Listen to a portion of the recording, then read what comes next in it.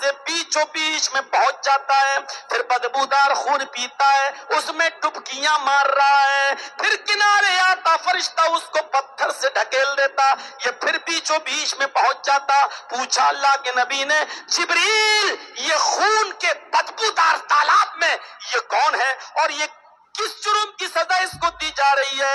یہ بدبودار خون پی رہا ہے اور اسی میں غوطہ لگا رہا ہے، ڈبکیاں مار رہا ہے۔ فرمایا اے اللہ کے نبی، یہ وہ لوگ ہیں جو دنیا میں غریبوں کا خون پیا کرتے تھے، 100 دیتے تھے 110 لیتے تھے، یہ وہ لوگ ہیں جو دنیا میں سود اور بیاج کھایا کرتے تھے، ان کو غریبوں کا خون بہت پسند تھا، ان کو چوسا کرتے تھے، آج ان کو جہنم میں یہی سزا دی جا رہی ہے۔ لاؤ پیو خون، کتنا پیتے ہو؟ پورا کا پورا تالاب خون سے بھرا پڑا ہے، پیو کتنا خون پیتے ہو؟ تمہیں دنیا میں غریبوں کا خون چوسنے کی بہت عادت تھی، پیو کتنا خون پیتے ہو؟ قُوْ أَنفُسَكُمْ وَأَهْلِيكُمْ نَارًا، اپنے بچوں کو بھی جہنم کی آگ سے بچاؤ اور اپنی بیوی کو بھی بیوی کو بھی جہنم کی آگ سے بچاؤ۔ یہی عمر ابن عبدالعزیز ہے، رات کی تاریکی میں ان کی لونڈی دودھ کا ایک پیالہ لے کر آ رہی ہے، اپنی مالکن کو دیتی ہے، جیسی مالکن کے ہاتھ میں عمر ابن عبدالعزیز کی بیوی کے ہاتھ میں دودھ کا پیالہ آیا، عمر ابن عبدالعزیز نے پوچھا بیوی یہ کیا ہے؟ کہا دودھ تو میرے گھر میں تھا نہیں، تمہارے پاس کہاں سے آیا؟ کہا بیت المال سے منگایا ہے۔ کہا بیت المال میں میرا مال تو نہیں ہے، سارے مسلمانوں کی امانت ہے۔ فرمایا میرے پیارے شوہر 4 دن سے بھوکی ہوں، کچھ نہیں ملا، میرے پیٹ میں بچہ ہے، حمل ہے، آپ کی امانت میرے پیٹ میں پل رہی ہے، ماں کچھ نہیں کھائے گی تو پیٹ کا بچہ مر جائے گا، آج کم سے کم یہ دودھ پی لینے دو، اگلے مہینے ہمیں جو راشن ملے گا ایک پیالہ دودھ ہم بیت المال میں بھیج دیں گے، ہم نے تو بطور قرض مانگا ہے، ہم نے ادھار لیا، قرض کے طور پر لیا، اگلے مہینے دے دیں گے۔ عمر ابن عبدالعزیز نے کہا خبردار، اے میری بیوی، اگر ایک قطرہ بھی دودھ کا تیرے حلق کے نیچے چلا گیا، آئے اور فوراً اپنی بیوی سے پیالہ چھینا اور اپنی لونڈی کو دیا، جاؤ بیت المال میں جمع کر کے آؤ۔ بیوی کہنے لگی میرے پیارے شوہر، میں اپنے لیے نہیں اس بچے کے لیے مانگ رہی ہوں، بچہ مر جائے گا، 4 دن سے میں بھوکی ہوں، بچے کی زندگی خطرے میں۔ عمر ابن عبدالعزیز کی آنکھوں میں آنسو آ گئے اور روتے ہوئے کہتے ہیں میری بیوی پیٹ کے اس بچے سے کہہ دو، پیٹ کے اس بچے سے کہہ دو کہ آئے بیٹا، اگر مسلمانوں کی امانت میں خیانت کرنے کے بعد وہ دودھ سے تیری زندگی بچتی ہے، اس دودھ سے تجھے زندگی ملتی ہے، تو مجھے تیری زندگی نہیں چاہیے، مجھے تیرا وجود نہیں چاہیے، مجھے تیرا اس دنیا میں آنا نہیں چاہیے، اگر تو مرتا ہے تو مر جا، لیکن مجھے تیرا مرنا گوارا ہے، مسلمانوں کی امانت میں خیانت کر کے حرام مال پلانا گوارا نہیں۔ یہ کہہ کر عمر ابن عبدالعزیز خود جاتے اور بیت المال کے کیشیئر سے کہتے میری اجازت کے بغیر میری بیوی کو دودھ کیسے دیا ہے، آئندہ خیال رکھنا، اگر نہیں تم مانے تو ہم ایسی سزا دیں گے کہ چوری کے جرم میں تمہارا ہاتھ بھی کٹوا دیں گے، میری فیملی کیوں نہ ہو، تم جیتے جی پوری زندگی میں تمہیں کوئی اور نہیں ملا، صرف عمر ابن عبدالعزیز کا گھر ہی ملا تھا ان کے گھر والوں کو جہنم میں ڈھکیلنے کے لیے، تمہیں کوئی اور نہیں ملا تھا، تمہیں عمر ابن عبدالعزیز کا خاندان ہی ملا تھا کہ ان کو جہنم میں ڈھکیلو۔ آئندہ خیال رکھنا۔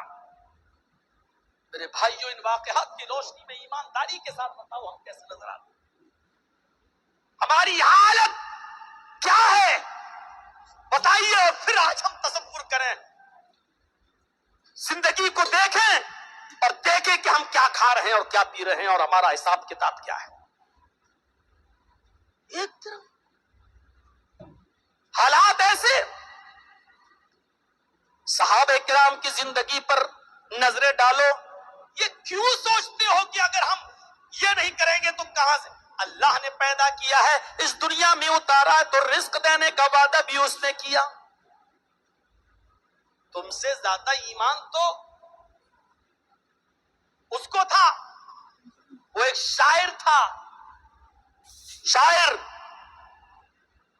بہکا ہوا شاعر مرزا غالب، بڑی مشکل سے اس کی نوکری لگی اور پہلے مہینے کی جو سیلری ملی سب کی شراب لے آیا، اور شراب لے کر جب گھر میں گھسا تو بیوی نے کہا اتنی شراب؟ بولا پہلے مہینے کی سیلری ملی شراب لے آیا۔ کہا کہ پہلے مہینے کی تنخواہ اور پوری کی پورے کی شراب، گزر بسر کیسے چلے گا گھر کا؟ شرابی ضرور تھا لیکن ایمان دیکھو اس کا، کیا کہتا ہے؟ میری بیوی روزی دینے کا وعدہ تو اللہ نے کیا ہے وہ دے گا، شراب دینے کا وعدہ نہیں کیا تھا وہ میں لے آیا۔ شراب دینے کا وعدہ نہیں کیا وہ میں لے آیا، اور اتنا بڑا پیکڑ تھا شراب کا کہ بیوی لعنت بھیجتی تھی، کمینے ایک ٹائم کی نماز نہیں پڑھتے ہو، تمہیں شرم نہیں آتی کہ میں کہاں پھنس گئی ہے وہ؟ تو کہنے لگا کہ چلو جاتا ہوں نماز پڑھنے۔ بیوی دیکھ رہی کہ وضو بنا رہا ہے، آج جا رہا ہے، تو کہتا کہ کہاں جا رہے ہو؟ بیوی نے پوچھا، کہا کہ بیوی آج 2 دن سے شراب ملی نہیں پینے۔ تو کہا پھر؟ جا رہا ہوں مسجد میں نماز پڑھنے۔ چلو اللہ کا شکر ہے سدھر تو گئے۔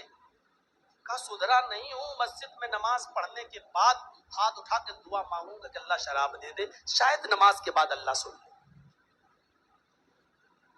اور گیا وہ نماز پڑھنے، عصر کا وقت تھا، 4 رکعت اس کو پڑھنا تھی، 2 ہی پڑھ پایا کہ کسی نے سامنے سے اس کو شراب کی بوتل دکھا دی۔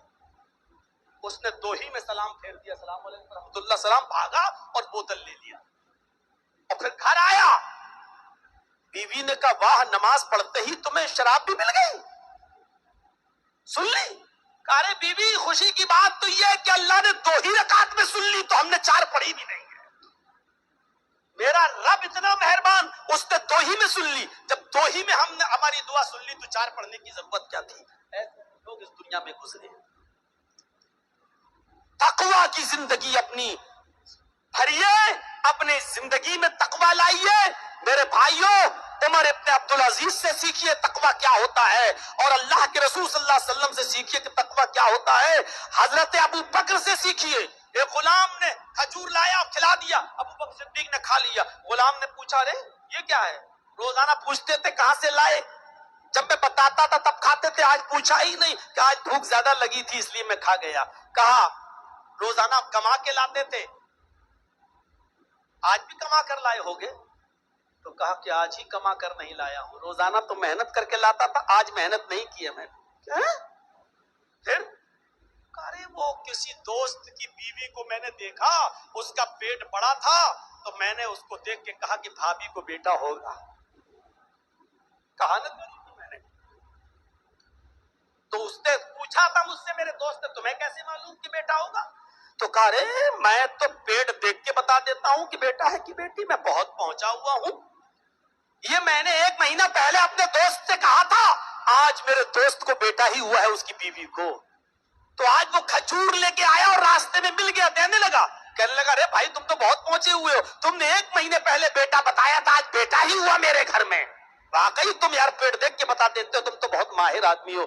اب اس نے دیا کھجور تو میں نے لے لیا، اور میں لایا، وہ آپ نے پوچھا نہیں اور کھا لیا۔ تو کہا کہ تمہیں معلوم تھا اس کے پیٹ میں لڑکا ہے؟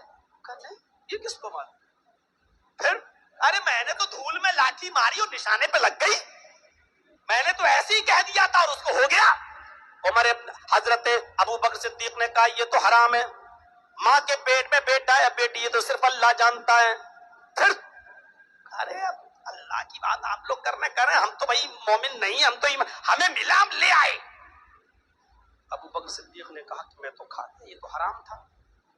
تو کہا بھی آپ سمجھے؟ کہا پانی لاؤ، پانی پیا، وہ 1 کھجور کھایا تھا زندگی میں، وہ بھی دھوکے سے۔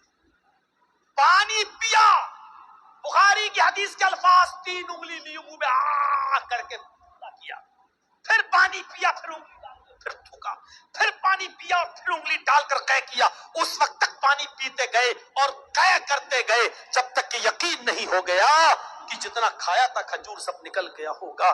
اس کے بعد کہا جو حرام کا 1 لقمہ کھاتا ہے اللہ تعالیٰ اس کے دل پر ایک سیاہ نقطہ بٹھا دیتا ہے، سیاہ نقطہ۔ स्याही का हल्का सा, अगर वो तौबा कर लेता है तो वो नुक्ता मिट जाता है, वो धब्बा मिट जाता है। और अगर वो तौबा नहीं करता तो ये धब्बा फैलता रहता है, बड़ा होता रहता है, और एक वक्त आता है पूरे दिल को काला कर देता है। और जब इंसान का पूरा दिल काला हो जाता है तो उसको फिर परवाह नहीं होती कि ये माल जो मुझे मिला है ये हलाल का है या हराम का है। आने तो जैसा भी आ रहा है, अल्लाह के नबी ने फरमाया याती अलन्नास ज़मानुन ला युबालिल मरऊ अखज़ा अमिनल हलाल अमिनल हराम। एक जमाना ऐसा आ जाएगा कि लोगों तुम देखोगे कि लोग इतने बदहोश हो जाएंगे, उनको इस बात की परवाह भी नहीं होगी कि हमारे पास जो माल आ रहा है वो हलाल का माल है या हराम का। उनको इस बात की परवाह ही नहीं होगी, वो आने दो जहां से भी आ रहा है। आज यही सोच बन चुकी है हमारी, माल जहां से आ रहा आने दो, हलाल का या हराम का हमें नहीं मालूम। मेरे भाइयों, अल्लाह के नबी सल्लल्लाहु अलैहि वसल्लम ने यही तो फरमाया था, वरना अबू बकर सिद्दीक का तकवा तो ये था कि वो उठते बैठते चलते फिरते ये दुआ पढ़ते रहते थे, अल्लाहुम्मा इन्नी ज़लमतु नफ्सी ज़ुल्मन कसीरा वला यग़फ़िरुज़्ज़ुनूबा इल्ला अंत फ़ग़फ़िर ली मग़फ़िरतम मिन इंदिका वरहमनी इन्नका अंतल गफ़ूरुर रहीम। आय अल्लाह, मैंने अपने नफ्स पर, मैंने अपनी जान पर बहुत ही ज्यादा जुल्म किया है और मेरे इन गुनाहों को तेरे अलावा कोई माफ नहीं कर सकता। ये अबू बकर सिद्दीक हैं जिनको जन्नत में जाने का सर्टिफिकेट मिला हुआ है, फिर भी कह रहे हैं अल्लाह मेरे इन गुनाहों को तेरे अलावा कोई माफ नहीं कर सकता है। बुखारी का वो वाक़या उठाओ, मेरी माँ बहनों तुम सुनो, तुम्हारे लायक है वाक़या कि एक शख्स है, उसकी बहन है चचेरी चचाजाद, और चचाजाद बहन से रिश्ता जायज है, लेकिन ये लड़का अपनी उस चचेरी बहन पर आशिक था, लेकिन मोहब्बत एक तरफा थी। उस लड़की को नहीं मालूम कि मेरा चचेरा भाई मुझे चाहता है। एक तरफा मोहब्बत, अपने चचा की जिंदगी में ये उस लड़की से नहीं मिल सका। उस लड़की की शादी हो गई और वो अपने घर चली गई। एक दिन आया लड़की का बाप भी इस दुनिया से चला गया। फिर एक दिन आया कि लड़की का शौहर सख्त बीमार हो गया, उसके घर खाने के लाले पड़ने लगे, दवा का पैसा नहीं है। वो अपने चचेरे भाई के पास आती है और कहती है मेरे चचेरे भाई यबनाम मेरी कुछ मदद कर, आए मेरे चचा के बेटे तेरी बहन इस वक्त बहुत परेशान है, बाप का इंतकाल हो चुका है, मेरा शौहर बिस्तर पर लेटा हुआ है, उठने के काबिल नहीं है, मेरे बच्चे भूखे हैं, मेरी कुछ मदद कर दे।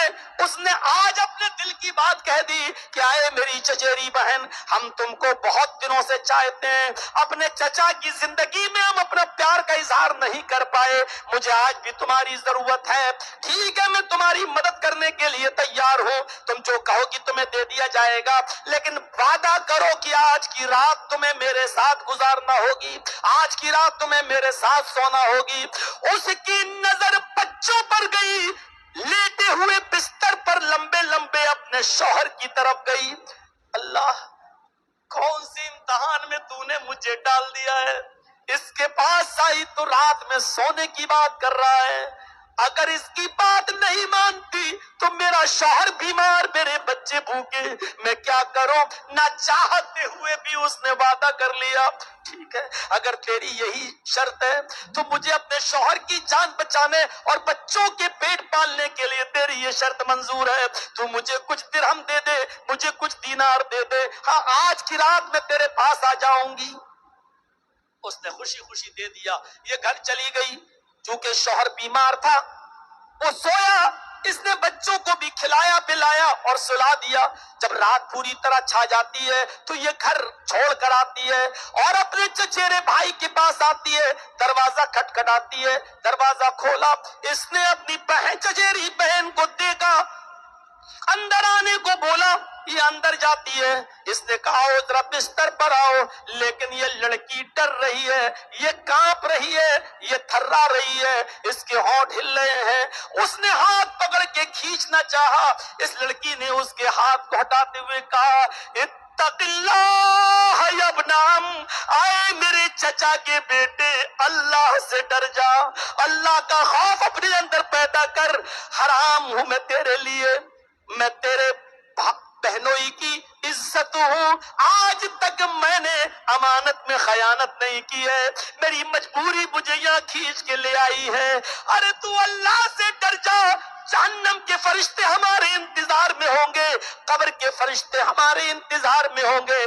چند منٹوں کی لذت، چند منٹوں کا تلذذ، چند لمحوں کا انجوائے پوری زندگی کو کیوں تار تار کر رہا ہے، کیوں عذاب دار بنا رہا ہے؟ اللہ سے ڈر جا۔ اتق اللہ یا ابنام، اے چچا کے بیٹے میرے قریب مت آ، اس مہر کو مت توڑ جو اللہ نے تیرے لیے حرام کر دیا ہے۔ اتنا کہنا تھا، اس کا دل بھی کانپ گیا۔ دل سے جو آہ نکلتی ہے وہ اثر رکھتی ہے، پر نہیں طاقت پرواز مگر رکھتی ہے۔ یہ بات دل سے نکلی تھی، اس نے فوراً چھٹکارا دے دیا۔ اے میری کزن سسٹر، میری بہن، جا، تو ایک گناہ پر اتنا ڈر رہی ہے، حالانکہ وہ گناہ ابھی تجھ سے ہوا بھی نہیں، ابھی تو نے وہ کام کیا بھی نہیں، پھر بھی اتنا ڈر رہی ہے۔ ہائے میری تباہی، ہائے میری بربادی، میری تو پوری زندگی گناہوں میں گزر گئی۔ جا، میں نے تجھے چھوڑ دیا اور وہ قرض بھی ہم نے معاف کر دیا تیرے اوپر، اور کچھ مدد کر رہا ہوں۔ اس نے تھیلی کھولی اور بھی مدد کر دی، کہا جا۔ جب وہ دروازے پہ پہنچی تو یہ کہنے لگا، اے میری بہن، کل قیامت کے دن جب اللہ مجھے میرے گناہوں کی سزا دیتے ہوئے جہنم میں ڈالے تو وہاں کھڑی ہو کر اتنا ضرور کہہ دینا کہ اے اللہ، جب میں نے کہا اس سے اتق اللہ، اللہ سے ڈر، تو فوراً یہ تیرے خوف سے ڈر گیا، تجھ سے ڈر گیا، اور تیری خوف کی وجہ سے، تیرے ڈر کی وجہ سے اس نے مجھے نہیں چھوا۔ اتنی گواہی دے دینا اللہ کے سامنے، شاید تیری اس گواہی کی وجہ سے اللہ مجھے بخش دے، اللہ مجھے اوپر رحم کر دے اور اللہ مجھے جنت میں داخل کر دے۔ اس نے کہا ٹھیک ہے، اور یہ چلی گئی۔ میرے بھائیوں، اس زمانے کی لڑکیوں پر نظریں ڈالو، قریب پہنچ چکی ہے، مجبوری بھی ہے، کانپ رہی ہے، تھرا رہی ہے۔ تق اللہ یا ابنا، اے میرے چچیرے بھائی، اللہ سے ڈر جا۔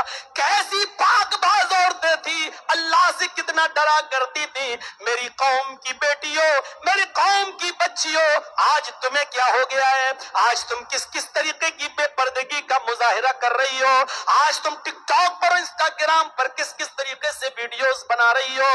آج تمہاری شرم و حیا کہاں چلی گئی؟ کل تک تمہارے خوبصورت چہروں اور گالوں کو آسمان کی نگاہوں نے بھی نہیں دیکھا تھا، آج جو چاہے تمہیں دیکھتا پھر رہا ہے، جو چاہے آج تمہارے حسن اور تمہارے چہرے کی خوبصورتی کو دیکھتا ہے۔ میرے بہنوں، میری قوم کی بچیوں، اپنے آپ کو اللہ سے ڈرنے والی بناؤ، حضرت فاطمہ کی طرح پردہ اپنی زندگی میں پیدا کرو۔